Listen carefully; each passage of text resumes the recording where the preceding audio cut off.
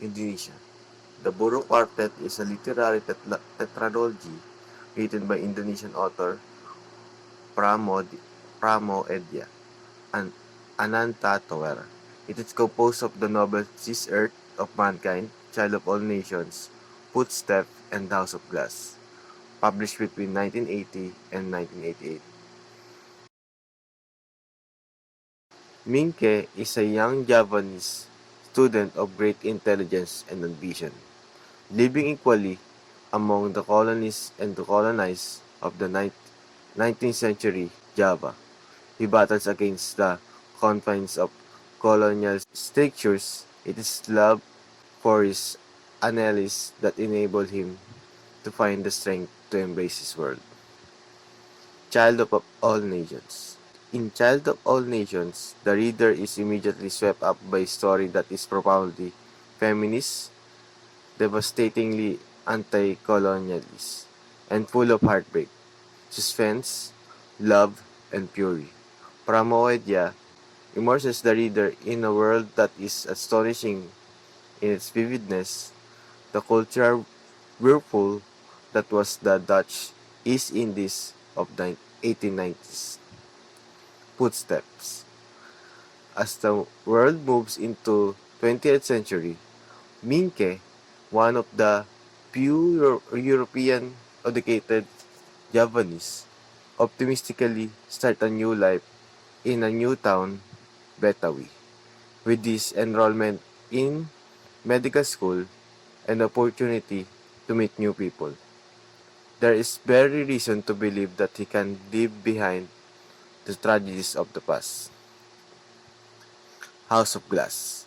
With House of Glass comes the final chapter of Pramoedya's epic quartet, set in the Dutch East Indies at the turn of century, a novel of heroism, passion, and betrayal. It provides a spectacular conclusion to a series hailed as one of the great works of modern literature. At the start of House of Glass, Minke, writer and leader of the dissident movement, is now in prison, and the narrative has switched to Pangemanan, a former policeman who has the task of spying and reporting on those who continue the struggle for independence. China. Five mythical Chinese creatures. 1. The nine-headed bird.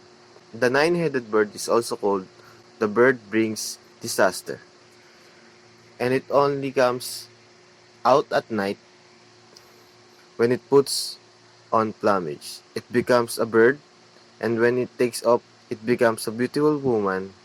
The nine-headed bird does not give birth to any bird of its own. It takes only the nestling of the other birds. It is said that it used to have 10 heads, but one is missing, and the headless neck constantly dripping blood.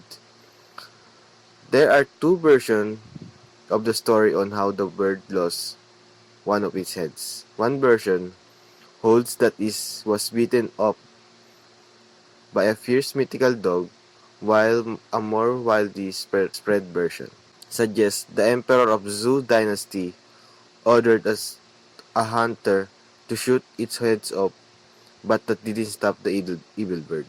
Sneaks, it sneaks into village at night, hurting children and spreading misfortune. Number 2. The Nine-Tailed Fox. According to legend, the fox tails is used to store aura. When the fox absorbs enough aura, the tail splits in two, eventually dividing into 9 tails. When a fox has 9 tails, it has an immortal body and the ability to spit fire. During Zhou dynasty, Da Ji, the incarnation of 9 tails, did many bad things and made the king lose his kingdom and his people's support. The folklore of Nine-Tailed Fox incarnates all kinds of character, flatters, and deceives innocent people.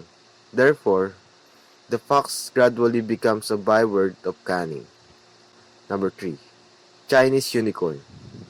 A legendary animal in ancient China was called a benevolent beast. In ancient times, it was a symbol of good fortune according to Chinese folklore. Once upon a time, there was a couple that had been trying to have a baby for a long time. One night, a Kilin ran to their house with his elegant demeanor. Hardly spat a piece of silk from his mouth with the words. He had the character and ability of monarch, but unfortunately, he was not born in the royal family. Written, written upon the fabric, this message foretold the future greatness of their unborn children. The next day, when Kilin disappeared, Confucius was born. Hence, Kilin is thought to be a symbol of luck, good omens, protection, fertility, which is why they are often used as decoration when bringing a baby to a family. Number 4. Shangyang. It is a large menacing bird which stands upon one leg to signify a prediction of rain. So, so it is also called the rain bird. The rain bird. Shangyang are either drawn to location where rain will soon arrive, or they are drawn to location that are in desperate need of rain. It is said that Chinese farmers in ancient times often have invoked Shangyang to irrigate their fields, since this bird is in particular absorb water from the river through its long thin beak and symbolize water reserves. Number 5. Year. This fantastic beast has a huge head, sharp claws, is shaped like a lion, and lives in the depths of sea. It appears once a year to attack humans. This says that during the times it appears, people have always hidden in the shelter. However, one day, when a stranger faced the attack of beasts, he unexpectedly scared it away with the red glow and fireworks. Since then, every year people have decorated villages with red and set up fireworks to keep monsters away. The, they, the custom is spread all over China just because it was called year and appears once a year, so during time it appears, we call it New Year. London. Jack the Ripper. He is arguably the most notorious serial killer of all time, and perhaps one of the most infamous cult figures in history. Scarcely does the mere mention of one name evoke such fear and imagery. The individual or monster responsible for the horrifying and ghastly murders that were committed in the late 19th century, London remains unknown to this day. For over 125 years, professional and amateur sleuths alike have tried to piece together this unsolved mystery. Yet no one has ever been able definitely answer the question who and why.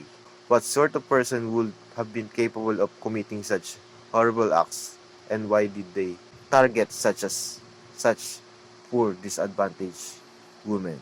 The legend of Jack the Ripper and his evil deeds is both terrifying and fascinating, and to this day, the gruesome series of Whitechapel murders of 1888 endures as one of the most storied hood units of all time. The legend of Jack the Ripper. Jack the Ripper is a pseudonym given to a serial killer who lurked in the impoverished district of London's East End in the autumn of 1888. The nickname was derived from a letter written at the time of killings by someone who claimed to be murderer. Although there have been many suspects in the case, and theories discuss the actual identity of the killer and motives behind the grisly crimes are unknown even to this day. Russia. Mikhail Lermontov, A Hero of Our Time. A Hero of Our Time is a novel written by Mikhail Lermontov during the Romantic period of Russian literature. The novel was published in 1840 and compiles the stories of Byronic hero Grigory Alexandrovich Pechorin. Through travelers' notes, tales, and Pechorin's personal journals, all three characteristics combine to create a novel that is incredibly influential and masterpiece of Russian romantic prose. Mikhail Yurievich Lermontov was a Russian romantic writer, poet, and painter. His influence on later Russian literature is still felt in modern times, not only through his poetry, but also through his prose, which is founded the tradition of Russian psychological novel. Taiwan. The Legend of Sun Moon Lake. The discovery of the lake in Tao legend, hunters of tribes one day spotted a white deer, follow it, and the chase led them to the lake.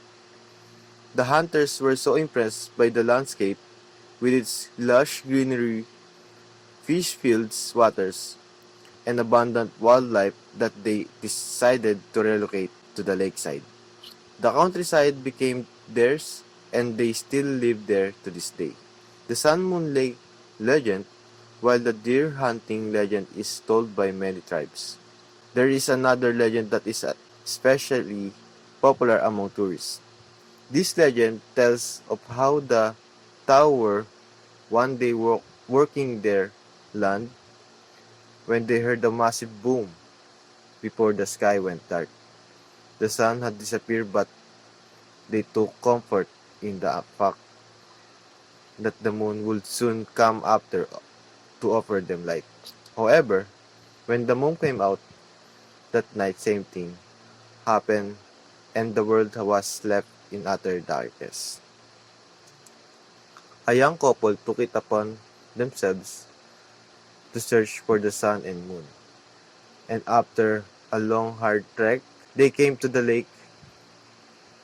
There they saw two dragons playing with the sun and the moon. Before they could do anything, they noticed smoke coming from under the rock.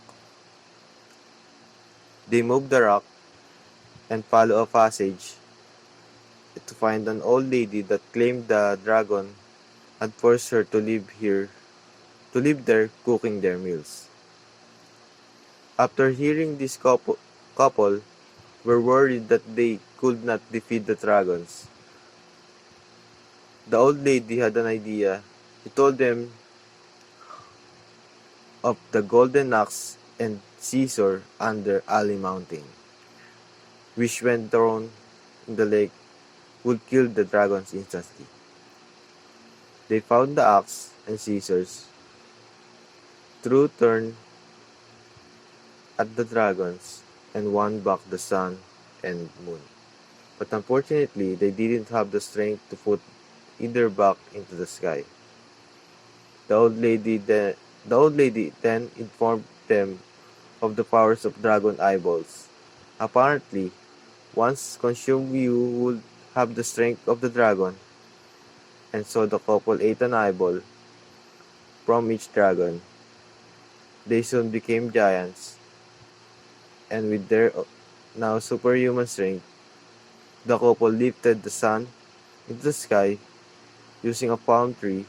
When the sun began to work properly, they did the same with the moon.